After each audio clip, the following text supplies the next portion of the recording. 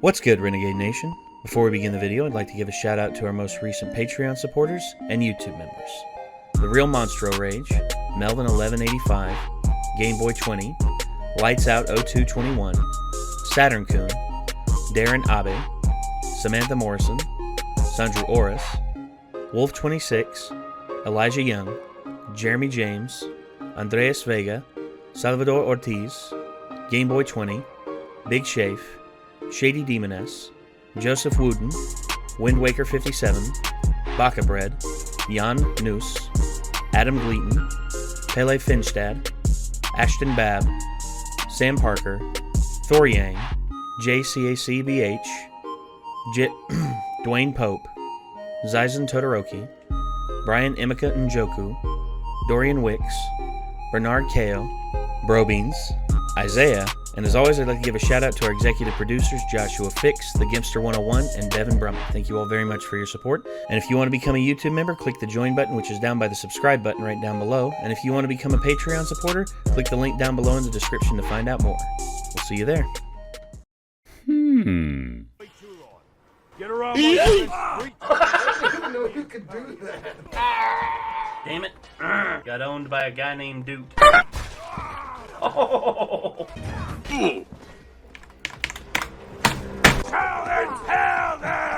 Wow, this dude right here, is this Colonel Sanders? Yeah.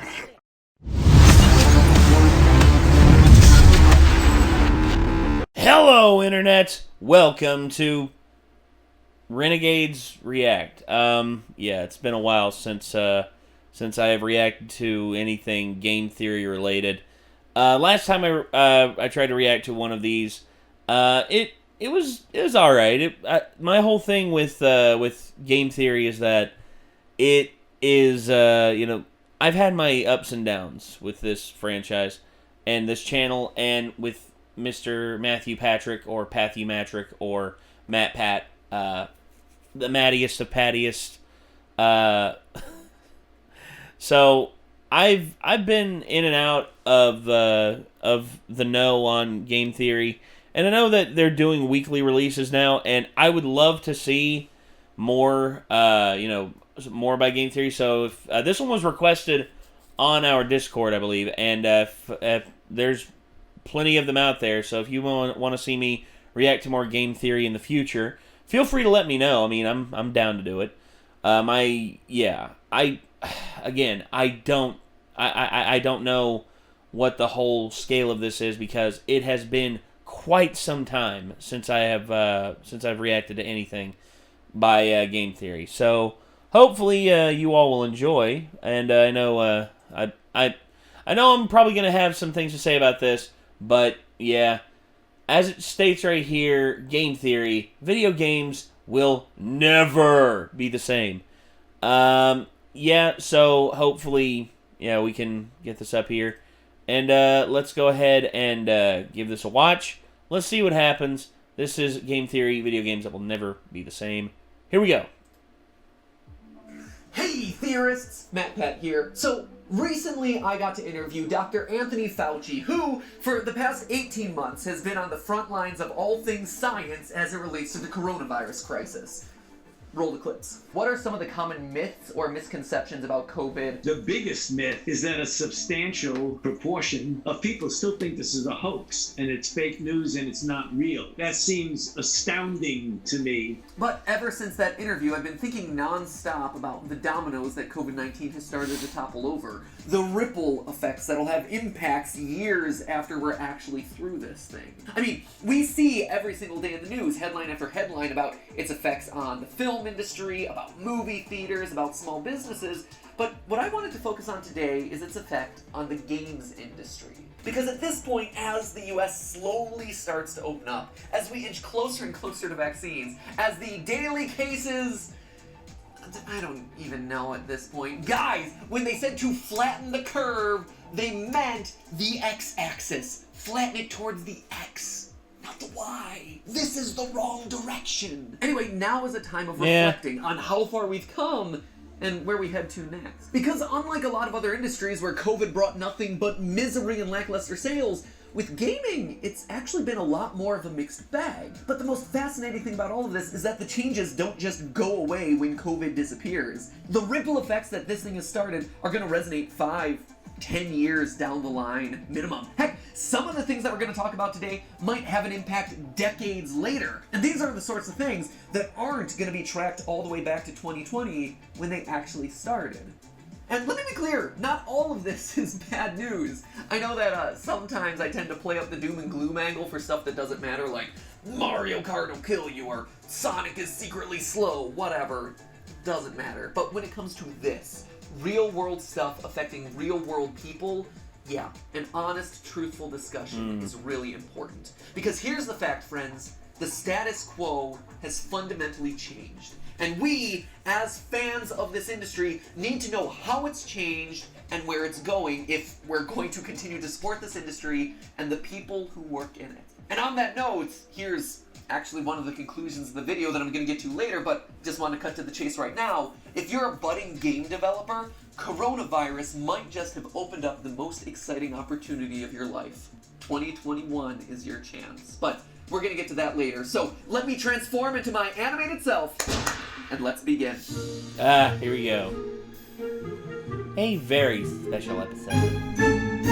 Hello, Internet! Welcome to Game Theory! It feels like a lifetime away, but almost 1 year ago we were seeing the coronavirus impact the video games industry in a pretty direct way every week. Events were getting cancelled, games were getting delayed, and there was just a general uncertainty over the start of the newest console generation. Would the PS5 and Xbox Series X be able to release? Would the industry want them to release? Would anyone actually be there to buy them? Sure, there were production issues, with factories shutting down or having reduced capacities, but the biggest worry, and the reason for a huge dip in the stock market in March, was the worry about the economy in general. In order for a console to sell well, there have to be consumers with money to buy it. And the fear was that if everyone was out of a job at the end of the year, people would be spending less money on games, affecting both the sale of individual games as well as the popularity of these two new consoles. Of course, we now have the benefit of hindsight, and we can address all of that uncertainty. Captain Hindsight. Were those analysts right? As it turns out, no. In fact, if anything, the opposite wound up being true. COVID actually helped video games. 2020 wound up being a record-setting year in terms of video game sales. According to a report from the NPD Group, video game spending in June of 2020 hit a 10-year high, with total sales of video game systems, games, and accessories totaling $1.18 billion. That is a significant jump from $953 million the previous year. Back in the early days of March, the line of thinking was something like this. Recession and quarantine is going to mean less expendable income in consumers' pockets, which in turn is going to equal less money to spend on video games. But as it turned out, things went a lot more like recession and quarantine equals closure of local businesses and stuck in the house with fewer reasons to go out and spend money, which meant more expendable income for things to do at home, like video games. This can actually be seen in the way that stock prices... Yeah, that's actually kind of a...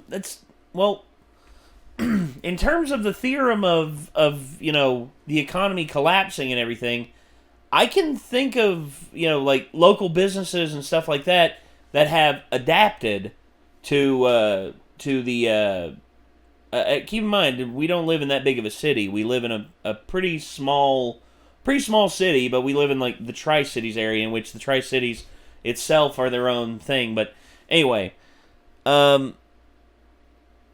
us, March and April and May were rough. They were very, very rough. It wasn't until June when we had a full recovery in terms of our income on the channel, and yeah, it actually panned out pretty good for us. But for most people, their jobs really didn't change that much. I know that there's some people who lost like their blue collar jobs, you know, because you know how would they be able to do their job? And now the whole thing is, it's just 2020 was a fucking trip, dude. And the whole thing with the economy collapsing, like they were worried about the economy collapsing. The economy is diversified enough to where it would not have collapsed. If the president would have just said, "Hey everyone, wear a mask, stay inside for a little while," he may have had some naysayers just be like, "Can you believe this pussy? Can you believe he's saying such crazy stuff? I can't believe I voted for him." Yeah, you may have, you know, Jethro and Jethreen, you know, a little bit like I ain't gonna wear no daggone mask. This whole thing's a big old hoax. But yeah. Shows what they know. For video games have moved throughout the year. One of the easiest ways to track how the video game industry is doing as a whole is to look at something known as an index fund. Funds that bundle together a bunch of like-minded stocks for people who want to bet on the future of an entire industry, rather than trying to pick and choose specific companies. So instead of saying, I predict that Nintendo is going to go up and Blizzard is going to go down, you're instead betting on the whole of the industry. When it comes to the video game industry, the biggest index fund is... Hold on. The whole of the boo Konami industry. When it comes to the video game industry, the biggest index fund is known as I hate the people who run Konami. I do not like I do not mind the However, it completely recovered that loss by April, and by the start of September, it had nearly doubled compared to its low point in March. Now, that alone would be impressive, but what's even more incredible is looking at gaming index fund performance relative to the year before. Whereas the rest of the stock market was up 7% by the end of 2020, which you gotta say is not bad for a year rocked by turmoil, gaming index funds like Espo, Hero, Gamer, and Nerd, yes, those are absolutely real stock tickers, just look them up, those have all gone up by as much as 83%. 83%! In other words, COVID was actually good for the games industry as a whole, at least in the short term. Stick a pin in that, we're gonna come back to it. All of this is indicative of the first major change that coronavirus brought on. A second coming of casual gamers and an increased respect for the games industry. I don't know about you, but when my mother-in-law starts calling me up asking what an e-sport is in the middle of quarantine, you know that there's a change. Okay, here's the thing. My sister got back into gaming again. My sister and her and her nephew or my nephews, her kids, are really into Fortnite. She's not into Fortnite, but she's into other games such as like Little Big Planet, shit like that. Yeah, so, oh my god, dude, the whole thing with COVID is that also my mom kind of got into video games a little bit. Also, it reignited my little sister and her friends. They wanted to play Rock Band, and they kept pestering me, just like, hey, can I use your old Xbox Live game account to have all these songs to play? And lo and behold, yeah. And also, my dad, who has not been interested in video games since Super Mario World on the Super Nintendo, got interested in VR. I told him about VR. I showed him VR, and he was just like, oh my gosh, like, son, this is amazing. Like, can we go to Niagara Falls? I'm like, yeah, right here. Typed in Niagara Falls, and he was able to, like, drag himself around the world and everything, and he was just like, oh man, son, this is unbelievable. And yeah, my dad's just such a cool guy. I love my dad.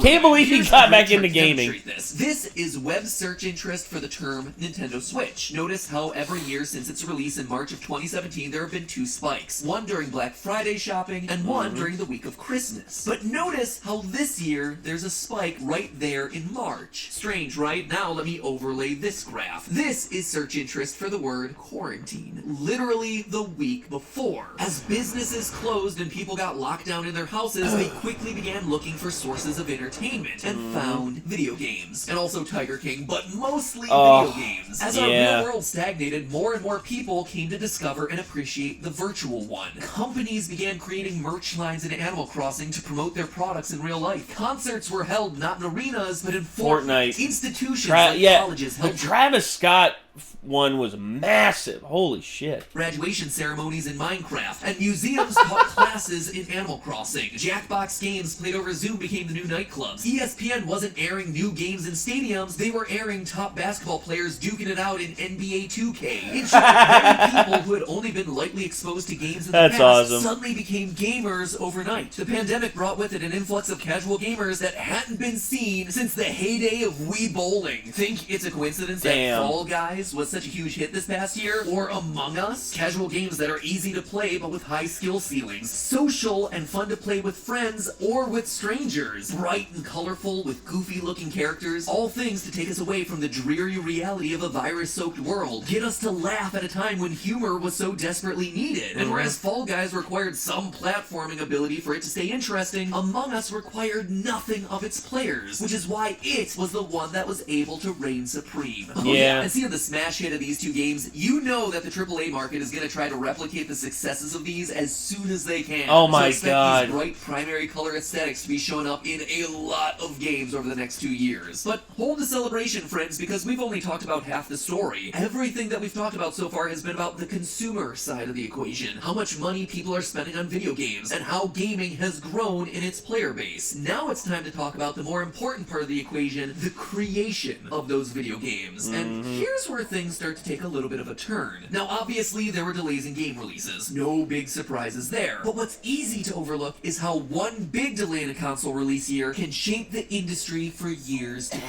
Halo the need to push Infinite. Halo Infinite into 2021 seems to have really set the Xbox Series X back a good ways behind the PS5, with data showing that the PS5 captured 65% of the global market in 2020. Sony sold 4.48 million units of the PS5, as opposed to Xbox's 2.4 million.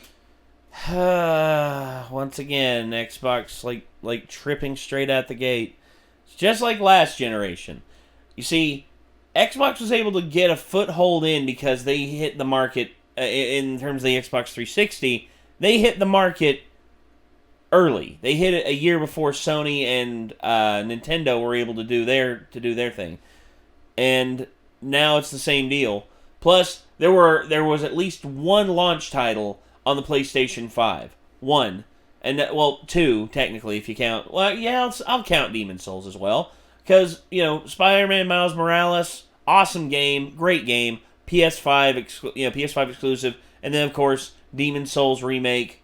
Yeah, I mean, and what does Xbox have? Xbox has backwards compatibility. That's really the only thing it has over Sony. But outside of that, nothing much. Sony nearly doubled the performance of Microsoft. While people online were showing off their playthroughs of PlayStation titles like Miles Morales, Demon's Souls, or heck, Bug Snacks. Oh God, that one. Deep rock. Bunger. By any means, Xbox players were making memes of their consoles overheating. And that means that Microsoft is now having to play a big game of catch-up to promote and sell their newest system. One bad year with one major delay may have just shaped the entire course of this console generation. Just depends on how Microsoft handled it. And more impactful to the industry are the canceled industry events like E3 back in June and Tokyo Game Show in September. Now, you might be thinking E3 being canceled is no big deal. And yeah, I'll admit I already practically watched the entire event streamed on Twitch. Pretty much every company at this point has come up with their own streaming events to get their game announcements out there. So why does it matter? Well, it matters a lot to the association that organizes and runs E3, the ESA, the Entertainment Software Association. Besides running E3 every year, the ESA has played a pretty important role historically in keeping the games industry self-policing, like creating the ESRB rating system during the 1990s moral panic around video games. They were the ones able to get video game makers to put warning labels on their own products so that the government didn't have to get involved. Back in 1994, there was actual talk of passing a Video Games Rating Act, which would have authorized the government to fulfill the role of rating video games. In the end, the legislation never passed. Instead of a government office deciding what video games can and can't be released, we have the ESRB rating system, thanks in large part to the ESA. More recently, they've been lobbying Congress in support of loot boxes, when the Protecting Children from Abuse... Oh, protecting children from abusive practices. Oh yeah, here's the thing. Freaking loot boxes, dude. Loot boxes suck.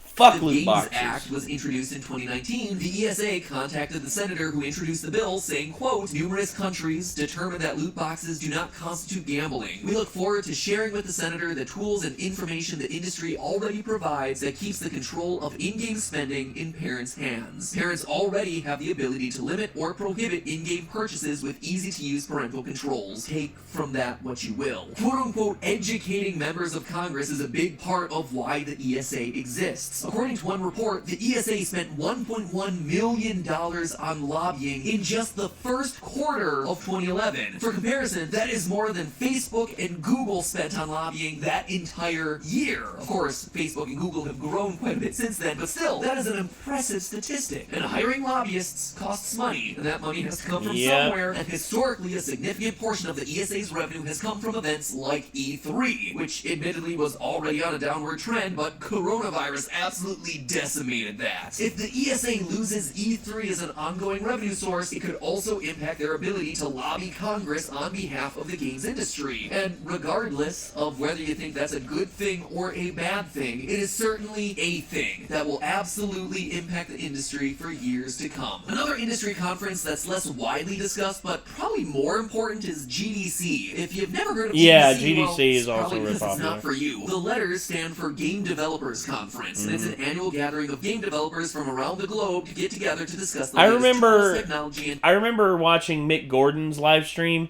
of him explaining like the Doom soundtrack and everything he did and all the like little fine details. Interesting stuff. Very interesting stuff. Also, you know, I tune into GDC every now and again to, you know, find out what's coming up and all that. Yeah. The techniques that they're using. Sorry, I keep pausing, games. everyone. It's So just you're I probably just want thinking, I have big stuff to deal. say. I don't want to talk 400 over little this. college lectures about highly specific stuff in video games. Another thing that can just be streamed. And technically, you'd be right. GDC did in fact do virtual talks in 2020. However, there's another part of GDC that's just as, if not more, important than the presentations, and that's the networking. You see, GDC is an industry gathering where companies can gather and have business meetings, or start the conversations that lead to future business meetings. For instance, Microsoft has people from the id at Xbox program who go to GDC to talk to indie developers about getting their games onto Xbox. And plenty of indie developers go to GDC to talk to publishers both big and small about the possibility of getting funding to publish their games. So in fact, one member of Team Theorist actually went through that entire process several years ago. What started as a 10-minute tech demo and a dream by 4 indie game devs fresh out of university turned into a relationship with a game publisher that allowed them to expand their team to over a dozen people and spend the next 3 years working on a fully fledged game. No exaggeration, that week-long trip to GDC and the personal meetings that happened there were life-changing. Well, GDC did do online talks this year. A live stream isn't the kind of thing that can replace that sort of networking. How many students aren't going to get the job as a concept artist or a programmer when they would have if they had just met a recruiter at an event like this? How many indie studios aren't going to find a publisher to fund them because they didn't have the opportunity to meet the right people? The impact of an event not happening can be invisible to a lot of us, but it doesn't make the impact any less real. So in general, the takeaway here is that there is a lot of talent in the market right now. All of them looking for work. So find teams, promote yourself. Heck, use the comments of this video to promote yourself or a new project that you're working on. Share this video so that you have a forum to find each other. Take this time now to start a dream project and find others like you. It might feel like you're alone, but you are not alone. And you guys are stronger working together to get through this difficult transition period. And this leads me to the last big point, which is that video game development in general has slowed down, and we need to be okay with that. According to a GamesIndustry.biz article posted on March 5th, the effects of the coronavirus on game development in East Asia had already started to crop up as early as February. According to Alexander Fernandez, the CEO of Streamline Media Group, a company that provides game development services to larger game companies, quote, "You can see the virus is taking over the industry. Pretty much every meeting I had ended up with some form of, do you have resources? I need help. Things are crazy right now." This was a report from February 12th. For reference, the first reported case of coronavirus in Europe was February 14th. That is how early the virus had started to shake the foundations of video game development. And this is one of those places where the games industry can't really catch up. If those workers are out of commission for a period of several months, or are less productive due to not being able to work together in the same office, that's not something you can just make up for once everything comes back to normal. We were lucky. For as bad as 2020 was, the games overall were really solid. Maybe not the best, but far from the worst. And we were able to get so many of them because they were games that had been in the works for a long time. But this year, don't get upset when the release calendar starts looking a bit thin. This is the catch-up year as the industry makes up for lost time. Which leads me to my overall conclusion, and the one that I talked about at the very beginning of this video. If you're an indie dev Dev, now is your chance. Everything that we've talked about today is leading to this being your big break. This is the gap year, where you can be the biggest title in the market. Just like with Fall Guys and Among Us last year, as the massive companies continue to try and get their ships back on course, you can be the speedboat swooping in to be first to port. This is the opening where you can become the most talked about game. Because we're not done yet. The pandemic is still going on. We're closer, but we're still not through the woods. And because of it, there's still a need for entertainment. There's just less entertainment available to fill that need, which means that it's an opening for you and your idea. The pieces are in place for you. The talent is out there looking for projects to collaborate on. Hopefully they're down in the comments talking about exactly that. The consumers are still stuck inside their homes waiting for something to play. You know what people are looking for because I talked about the trends in the games industry that were successful. Now they just need the games. The question is, will you be the one to deliver? COVID has been terrible for countless numbers. I am not a game dev. It might just be the most positive thing I'm to help trying to be a your filmmaker. next game idea get its big break. But hey, did you know that video games weren't the only market positively affected by the coronavirus? Did you know that between March 15th and April 6th, the number of active monthly listeners of ambient music more than doubled? And the number of people streaming classical music was up by over 500%? Yeah! Stream that, Chopin! Who's a Liszt stan with me? Franz Liszt, you know, composer, one of my personal favorites. Hungarian Rhapsody, dude. Love Hungarian Rhapsody. Stats like these show that, hey, we're all looking for a way to chill out these days. And if you're like me, you probably want a nice quality pair of earbuds to drown out good the transition. chaos, especially Good when you're stuck transition in a there, house Matthew with other Patrick. people for months on end. One of whom is a toddler that sleeps for 2 hours in the middle of the day and can wake up at the drop of a hat. Earbuds are the things that are going to help keep you sane. And Raycon, our sponsor for today's episode, is you treating yourself to a little piece of premium sanity at a not-so-premium price. Raycon designs premium wireless audio for half the price, without compromise. Which means that when your stimulus check comes in, you can treat yourself to a pair of amazing earbuds and still have enough money for way too many packs of Pokemon cards. Hollow Charizard ain't gonna unwrap himself, my friends. If that's not a call out to me, I don't know what is, because God, we got so many Pokemon card packs incoming. Raycon's earbuds give you 6 hours of playtime, seamless Bluetooth pairing, more bass, and a more compact design for a comfortable noise-isolating fit. Plus, they offer their wireless earbuds in a range of fun colors and patterns with a variety of fit options. No dangling wires or stems here, my friends. In fact, they are so sure that you're gonna love your Raycons that they have a 45-day free return policy so you can return Free? So click the link in the description box below or go to buyraycon.com/MattPat, M-A-T-P-A-T, to get yourself 15% off your Raycon purchase. Being able to crank up your Franz Liszt while your toddler sleeps for 2 hours in the room next door is totally worth it. But hey, that's just a theory. A game theory. Thanks for watching. Okay. So, I'm gonna leave a like on this. This is actually a really good video. You know it's serious when Matt Pat pulls out the couch. Yeah. Promote yourself. Lol, I animate on this channel. Promote myself. Okay. Promote myself. Promote myself. Am I doing it right? Am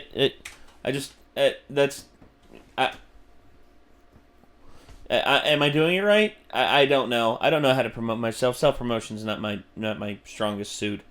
But yeah, so the video games will never be the same. Video games are a more integral part of everything. God dang it, that fly is still up there. But yeah, the video game industry has become an integral part of people's lives. And in all honesty, it's kind of scary how it's affected people, and how it's affected the world. I mean, I remember when Fall Guys came out, everyone was wanting to play Fall Guys. On Among Us, I was getting messages from my friends on Facebook who I hadn't talked to in God knows how long, about, it's just like, wait, okay, so that's awesome.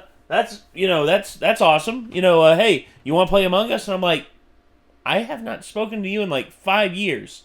Absolutely. And yeah.